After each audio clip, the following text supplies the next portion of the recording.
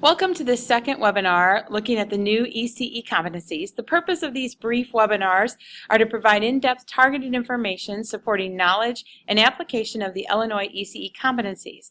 The focus of this webinar is why competencies, how they can serve faculty, staff, students, and programs all in this endeavor for seamless pathways that embed competencies and credentials into degrees and certificates and programs.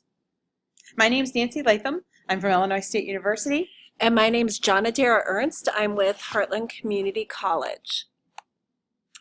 So, as Nancy mentioned, the purpose of this webcast is to outline the benefits of competencies from a faculty, student, and early childhood field lens.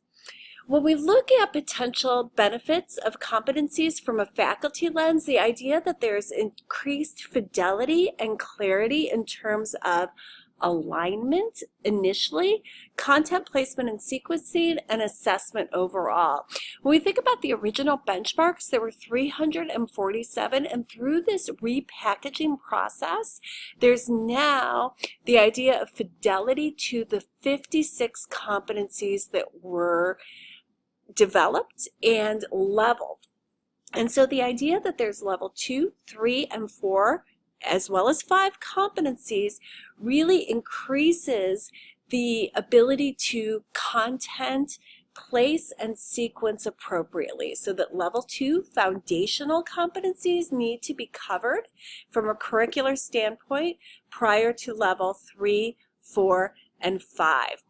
What the leveling of the competency supports is also the idea of pathway development. And so that fundamental level 2, followed by level 3, etc., really supports the idea of a pathway within the field and the opportunities for programs to clearly stack credentials. The idea that these levels are organized by competencies also makes them more coherent in terms of their placement. The last clear benefit from a faculty lens is the idea that there's continuity in language and structure across 2- and 4-year institutions. So as opposed to using defining language related to standards, objectives, outcomes, looking at where things are in courses, we're all using the shared language related to competencies overall. When we look at benefits from a student lens, there are now clear expectations communicated regarding expectations for knowledge and skills. And these knowledge and skill expectations communicate expectations for employment within varied roles of the field. And so the idea that level 2 competencies are outlined and clearly articulated related to an assistant teacher role. Students can understand that pursuing these particular competencies align with expectations within the field. And again, all the way through level 5, where there are leadership, advocacy, mentoring, supportive competencies that really denote what is expected within that role within practice.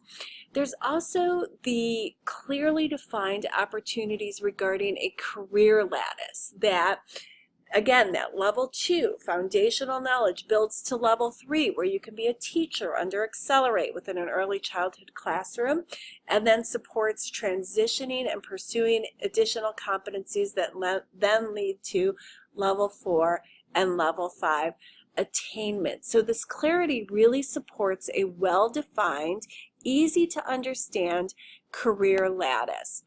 Finally, when we think about the benefits of competencies from a field perspective, there's that common bridge in terms of language and infrastructure that exists between the entitled and direct route. And one of the things that really provides opportunity for, if we have everything defined the same way between entitled and direct route, if we have underlying rubrics that are assessing the same things, it really opens up exploration of things like credit for prior learning and how that might work and really create more continuity between those two routes to credentials.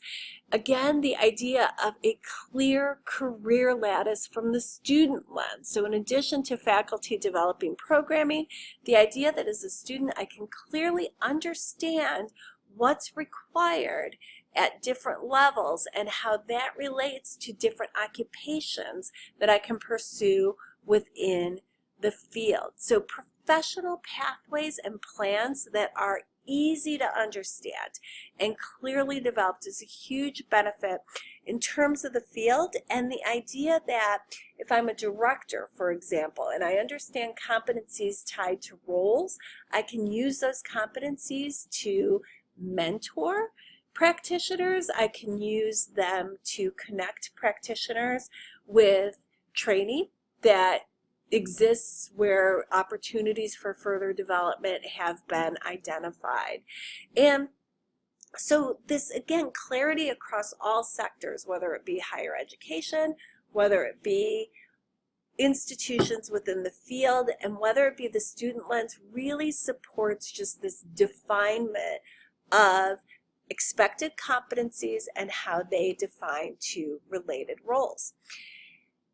The further development of competencies to really support in-depth knowledge of what's expected within competencies will be covered within webinars that follow, excuse me. Thank you.